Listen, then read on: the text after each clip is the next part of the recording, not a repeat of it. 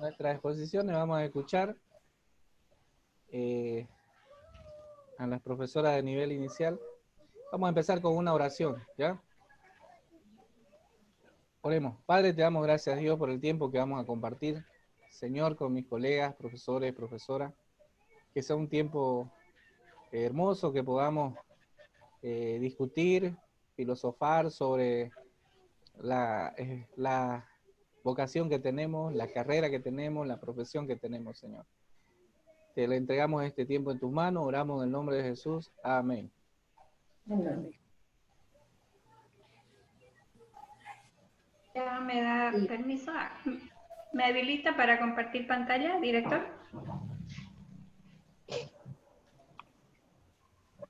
¿Ya?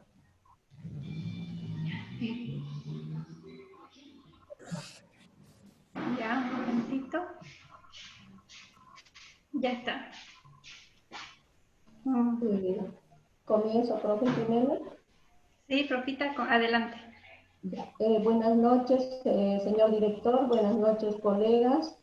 Tenemos la satisfacción de poder transmitir nuestro tema asignado, pero presentar a los expositores. Tenemos la satisfacción de contar con la profe Jimena Navarro, profesora parvularia, egresada del CEA, y también profesora del idioma inglés, egresada del CLA, con notas meritorias. La profesora Silvia Camará, profesora parvularia, egresada del CEA, y también especialista en cotillón. Y mi persona, egresada, profesora polivalente de Ciencias de la Educación de la Universidad Gabriel René Moreno y de la carrera de Bellas Artes de la Universidad Misael Saracho de Tarija. Con ustedes el tema desarrollo de la psicología en la educación. Le cedo la palabra a nuestra colega Silvia Cámara. Profesora Jimena Navarro. Bueno, para tomar nuestro tema vamos a ver cómo la psicología ha influenciado dentro de la educación para mejorarla, ¿no? Y vamos a tener una línea de tiempo y también vamos a ver en qué consiste este aporte significativo que ha tenido la psicología.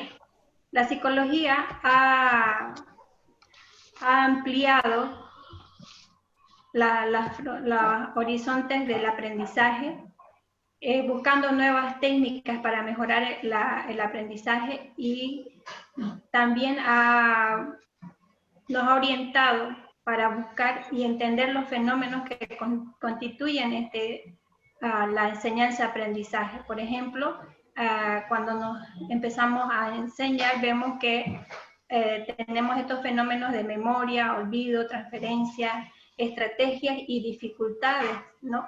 Y la psicología nos ha abierto métodos didácticos, ¿no? Donde los profesores, los maestros en todo caso, que ya no se llaman profesores, deben estar aptos para la educación, ¿no? Por medio de métodos, por ejemplo, la inducción, la deducción, el análisis, la síntesis, que también están exponiendo nuestros colegas, ¿no? Pero todo esto, la psicología, con el tiempo, ha mejorado, ya que años antes, estamos hablando en épocas de 1800, 1500, eran unos cuantos los privilegiados en el estudio, ¿no? Y algunos solamente accedían a estudios los monjes en las abadías, y tener libros de chistes o de poesía a veces era satánico, ¿no? Entonces estábamos enclaustrados en un oscurantismo al principio. Entonces la psicología, por medio de los psicólogos, fue avanzando, fue buscando, ya que si en esos años y años subsiguientes al siglo XX, había un niño sordo, o había un niño hiperactivo, o había un niño ciego, o con cualquier dificultad, eran tratados como enfermos y eran ocultados por la misma familia. Algunos eran considerados que estaban enfermos o posesión demoníacas, etcétera. Ustedes conocen la historia, ¿no es cierto? Sin embargo, Los psicólogos fueron ayudándonos hasta que llegamos nosotros ya al conocimiento del método tradicional, donde la educación entra por medio de la sangre, ¿no? Solamente había un locutor, el maestro, y el estudiante tenía que escuchar las horas, el discurso, ¿no? Y bueno, era muy tortuosa. Algunos de nosotros todavía estuvimos bajo esta educación, ¿no? Sin embargo, los psicólogos han desarrollado métodos donde la educación ahora va desde el vientre de la madre hasta que tengamos a un niño de 7 años apto para estudiar y desarrollar su sistema cognitivo, tanto motriz, emocional, psicológico, social. Esos son los 4 ámbitos que se debe tocar, ¿no? Entonces la estimulación es muy importante, ¿no? Eso nos enseñan los psicólogos, especialmente buscando estrategias didácticas, ¿no? Donde cada maestro va a escoger uno de los métodos que más vea conveniente para sus estudiantes, ¿no? En todo caso, todo esto, lo que nos da la psicología, dentro de la educación, la pieza principal es el maestro. ¿Cómo tiene que ser el maestro? El maestro tiene que haber sido preparado conociendo los métodos de enseñanza, también tiene que saber tener un dominio del lenguaje, el lenguaje corporal, y sobre todo tener la motivación, ¿no? Porque un maestro comienza una clase con una pregunta en el primer momento de la clase y a veces la clase muere en ese momento, ¿no? Sin embargo, esta motivación tiene que generar desde el inicio hasta terminar y concluir, donde los estudiantes tengan alcanzar el objetivo que se ha planificado, ¿no? Entonces, vemos que esto es muy importante. Dentro de las dificultades que tenemos, lo que nos ha dado el estudio de la psicología, vemos que hay dificultades, ¿no? El TDAH es el trastorno de déficit de atención de hiperactividad. Ya conocemos esto, algunos todavía se resisten a que esto es una enfermedad si no dicen que es falta de educación. Puede ser, como hay niños que ahora que los padres consumen bastantes hormonas, drogas, ya los niños nacen con ciertos neurológicamente más activos, más hiperactivos, ¿no? Y tenemos este problema que es el TDAH. Otro problema es la dislexia. La dislexia es el trastorno de aprendizaje de la lectoescritura, donde los niños, los estudiantes confunden las letras y les cuesta leer. Sin embargo, si un maestro de kinder o de inicial o de primaria no se da cuenta, a veces un niño está sentado con la pizarra atrás y tiene que darse la vuelta y va a copiar al revés, entonces no es dislexia. El maestro tiene que ver que su aula esté amplia y esté generando la seguridad de la visión, seguridad física, bueno, crear un área aceptable, ¿no es cierto?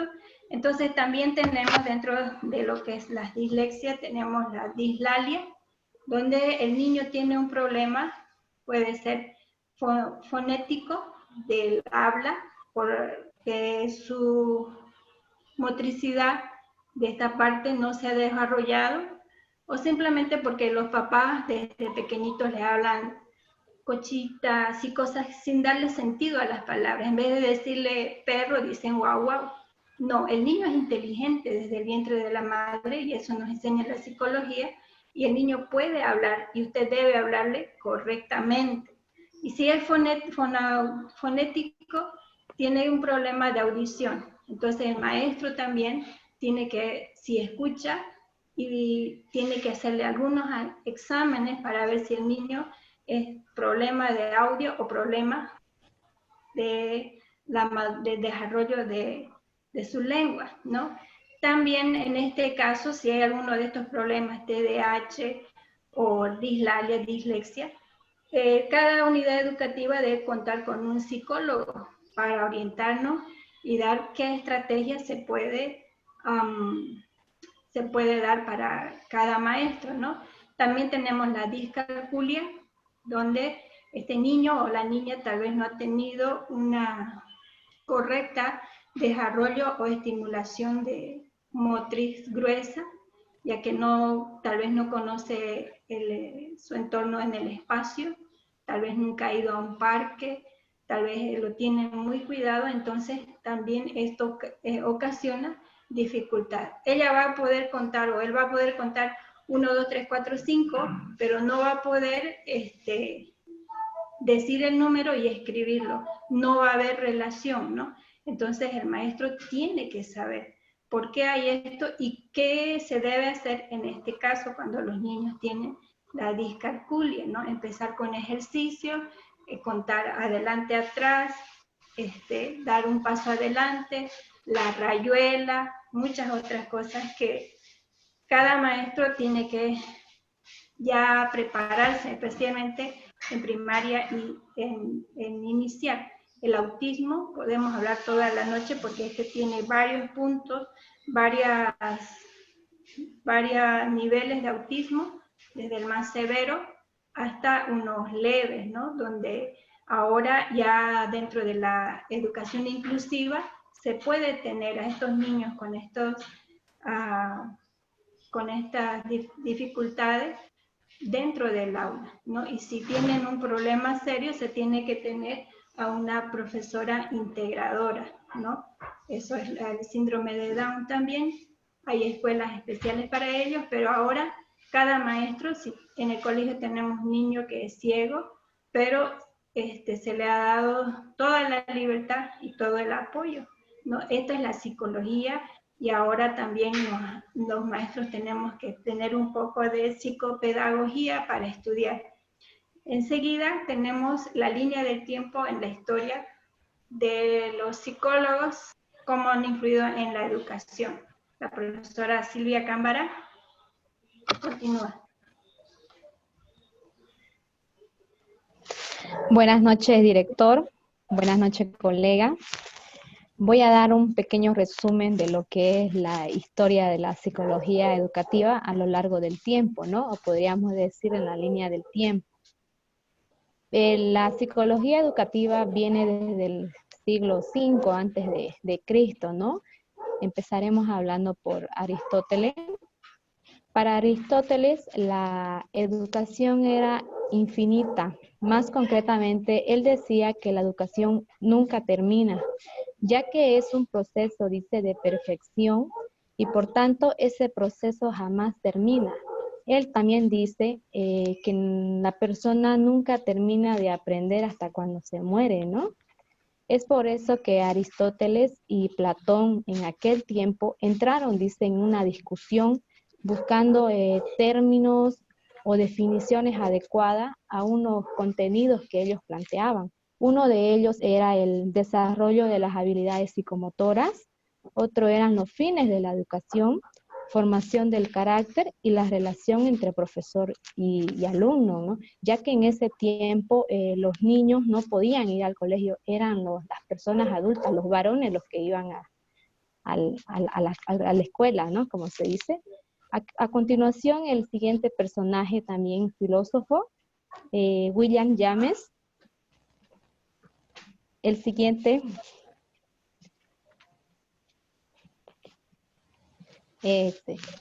la teoría de William James, él fue considerado padre de la psicología educativa también en la línea del tiempo, y él fue una figura muy importante por sus ideas, por sus aportaciones que dio, ¿no? Él daba charlas, daba conferencias a diferentes tipos de maestros, ¿no? Y en una de sus conferencias que él dio y que tuvo mayor impacto fue la psicología infantil, ya que él dice que para lograr tener una mejor educación dentro del aula, él da a recomendar, ¿no? a los maestros que cuando demos nosotros un tema, que sea de nivel de conocimiento mucho más avanzado, ya que dice que los estudiantes son como una esponjita, ¿no? Y absorben todo lo que uno le enseña a los niños, ¿no?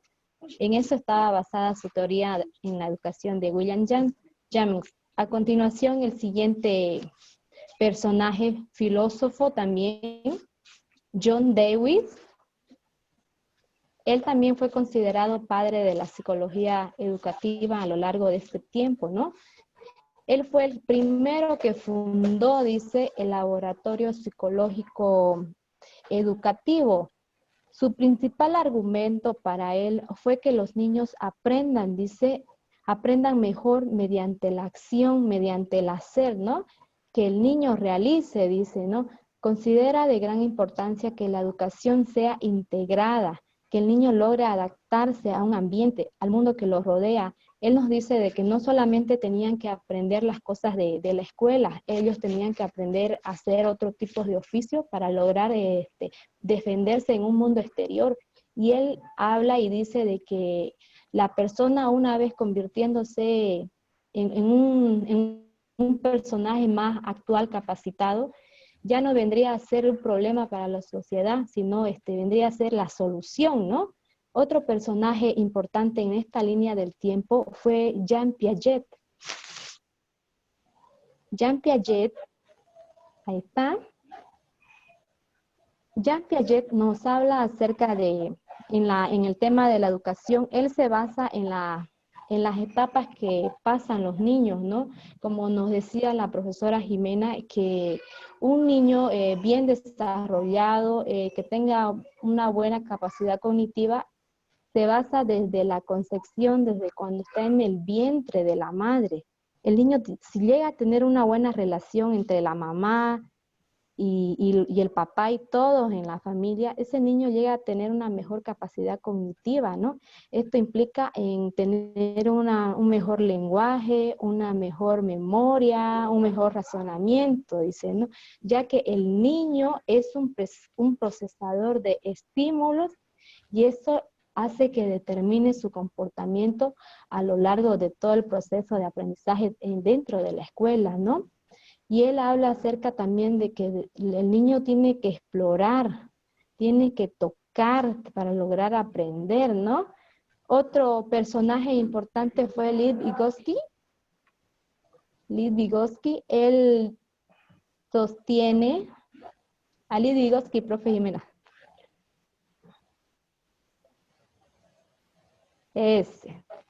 Lev Vygotsky sostiene que los niños desarrollan, dice, un aprendizaje mediante la interacción social. Él habla acerca de que el niño debe estar vinculado dentro de la sociedad, tanto en la escuela como fuera de la escuela, para así desarrollar mejor las habilidades cognitivas, ¿no? Y logre expresarse sin ningún problema, sin ningún miedo, sin ningún temor, ¿no? Otro personaje también que fue importante en la línea del tiempo es Doman. Es Clint Doman. Él era un médico estadounidense, ¿no? Él se dedicaba a lo que era ayudar a realizar tratamientos a los niños con lesiones cerebrales. Y él hizo como un ejemplo un niño sano y un niño, ¿no?, con este tipo de lesiones cerebrales, y él descubre que para lograr tener un mejor desarrollo de aprendizaje es importante estimular al niño, dice. Él habla acerca de la estimulación temprana, de aprovechar al máximo el cerebro del niño, dice él, ¿no? Entonces, de esa manera, el niño logra tener un mejor aprendizaje en la escuela, ¿no? Otro personaje también importante en la línea del tiempo, que lo hemos puesto para que ustedes lo conozcan, es María Montessori, que ella ha sido una de las últimas que han salido en sus diferentes tipos de teorías sobre la educación, ¿no? La teoría de María Montessori le da un cambio diferente al paradigma, ya que ella involucra a lo que es la familia, el adulto, que es mamá o papá, la mente del estudiante, cómo el estudiante aprende de acuerdo a las diferentes estrategias que nosotros le enseñamos a los niños, ¿no?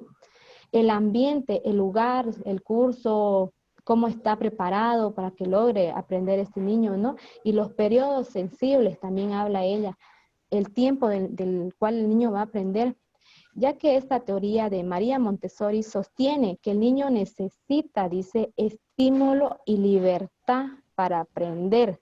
El maestro tiene que dejar que el alumno exprese sus gustos, sus preferencias y sobre todo dejar que se equivoque y que vuelva a intentarlo, ¿no? Ya que el niño se siente feliz y despierte esa creatividad, ¿no? Y reaccione, ¿no? La capacidad que tiene para mejorar su aprendizaje, ¿no? Ya que María Montessori también se basa en que debemos utilizar material didáctico para poder trabajar con los niños, ¿no? Un punto clave para ella es que divide, dice por nivel el aprendizaje, ¿no? Y también habla acerca de que en el curso también ella divide los sectores en diferentes áreas, por ejemplo, un rincón de matemática, un rincón de lenguaje, y eso lo adecua para lograr mejorar el aprendizaje del niño, ¿no? Y también ella dice, ¿no?, que debemos utilizar material de reciclar para poder realizar nuestra actividad con nuestros estudiantes, ¿no? Y bueno, nosotras de Inicial nos trabajamos de acuerdo a esta metodología de María Montessori, ¿no? Al menos yo me gusta realizar mis manualidades, ¿no? Para lograr mejorar un buen rendimiento académico en cada estudiante, ¿no? A continuación, la profe Carmen Rosario hablará acerca de la psicología educativa actual en la que estamos viviendo. Muchas gracias. Buenas noches. Hablaremos de la psicología educativa en la actualidad. La misma que sigue siendo una ciencia interdisciplinaria autónoma con sus propios paradigmas, fruto de la interacción de la psicología y las ciencias de la educación. Es decir, que es el resultado de la interrelación de ambas ciencias, la psicología y las ciencias educativas. Debemos recordar que siempre han existido las discapacidades, sean físicas, mentales, psicológicas, auditivas, del lenguaje, pero estas no han sido aceptadas anteriormente. Más al contrario, como dijo la profesora Jimena, era objeto de burla, de crítica, tanto así que las madres con niños con discapacidades se veían obligadas a esconder a sus hijos, tenían vergüenza presentarlos. Y también se daba el caso en la enseñanza de que a los diestros, a los zurdos los volvían diestros, a los que no podían hacer una tarea, incluso les hacían comer el papel para que aprendan. Cosas que no se podían acomodar, pero con el desarrollo y la implementación de la psicología educativa, ahora vemos que se tome en cuenta más el desarrollo del niño desde la concepción de la madre, desde el vientre de la madre, para poder apoyar en la formación del niño incluso antes de haber nacido. Y es así como la psicología educativa llega a ser para nosotros los docentes, y por qué no decirlo para los padres, una herramienta que realmente nos colabora y va en bien de los niños. Vamos a continuar con la siguiente diapositiva. Ya. Temas que surgen a desarrollar en la actualidad. Son muchos, pero en todos vemos que son el resultado. Cada situación es el resultado de la relación del niño con su entorno más cercano. Eso influye mucho en la formación del niño, y los temas que surgen, analizarlos en la actualidad los tenemos ahí: la salud escolar, la inteligencia artificial y todos esos temas que vamos a analizarlos. Y es a través de la psicología educativa que podemos acceder a tener mayor conocimiento de cada tema que lo vamos a analizar, no todos por el tiempo limitado, pero sí los más importantes que nos puedan servir como docentes para apoyar en la enseñanza y aprendizaje. Continuamos, profe Jimena. Tocamos el tema que surge con la salud escolar. La salud escolar. Nosotros tenemos entendido como que se relaciona directamente a lo físico, pero no. En este aspecto de la salud escolar se refiere a la biopsicosocial, que abarca lo biopersonal, psico, la mente y social, la relación de los niños y de los alumnos con su entorno. Mencionamos aquí varios factores, decimos los altos porcentajes de problemas de comportamiento y aprendizaje sumados a problemas sociales hacen que a través de la salud escolar desarrollen capacidades que les permita detectar y así evitar situaciones de riesgo de salud física y sobre todo mental. Los factores más importantes que inciden para los niños presentan problemas de comportamiento y aprendizaje son la separación, el divorcio, el alcoholismo, la migración y bueno, una serie de situaciones. Y para cerrar con broche de oro está la famosa pandemia, ¿no? Pero vamos a tocar algunos que son de mayor trascendencia en la formación de los niños. Y vamos a comenzar por el divorcio. Es una situación que realmente afecta terriblemente a los niños. Porque, bueno, un adulto dice, ya me cansé, no va a nuestra relación, chao, chao, bueno, hasta aquí llegamos. Pero el afectado es el niño. Porque es lo más traumático cuando un niño se entera de que se van a separar sus padres. La pregunta clave que se hace un niño es, ¿con quién me voy a quedar? Es la pregunta que más le impacta a la edad que tenga. Él deja de pensar en sus juegos, deja de pensar en sus estudios, él los realiza, pero él está enfocado con quién me voy a quedar. Si me voy con papá, no voy a disfrutar de las cosas ricas ni los mimos de mamá. Y si me voy con mamá, ya no voy a poder ir al fútbol, no lo voy a ver a mi papá. Y en base a ese cuestionar interno del niño, es que altera su comportamiento, se vuelve sobre todo inseguro. Y es como afecta y que tenemos dentro de nuestras aulas, todos vemos, ¿qué le pasa a fulano? ¿Qué le pasa a ese niño? No, es que sus padres se están divorciando. Yo actualmente tengo un solo niño que es el único que no aparece en clases, tengo el informe para el director. ¿Y cuál es el motivo? El divorcio de sus padres. Pero ese no es el único problema, es el que más, uno de los que más impacta, pero otro es el alcoholismo. El alcoholismo es otro de los problemas que afectan el comportamiento de nuestros niños, porque son objetos de agresiones, de despersonalizarlos, porque cuando está en un familiar más, si es el padre o la madre, lo primero que son agredidos verbalmente y físicamente.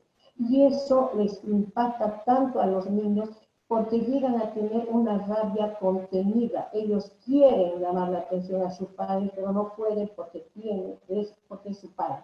Y esa rabia contenida, esa despersonalización, hace que exploten. ¿En qué forma? Siendo agresivos en el aula, ser poco expresivos e incluso estar ausentes, aunque el tema sea muy interesante, ellos están en otro mundo. Les afecta tanto y por último en su identidad, porque no tienen un modelo a seguir. Nosotros vemos que nuestros niños, nuestros nietos agarran sus peluches, los hacen formar y están haciendo de profesores.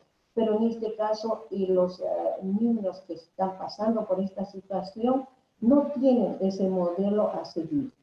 Luego vamos a seguir con la migración. Un error fatal, porque a las personas no podemos criticar, son libres de emigrar, pero dicen me voy a tal país para ganar más, pero no se dan cuenta que gastan más. Y más que lo económico, el efecto que causa la migración en un niño, en un adolescente.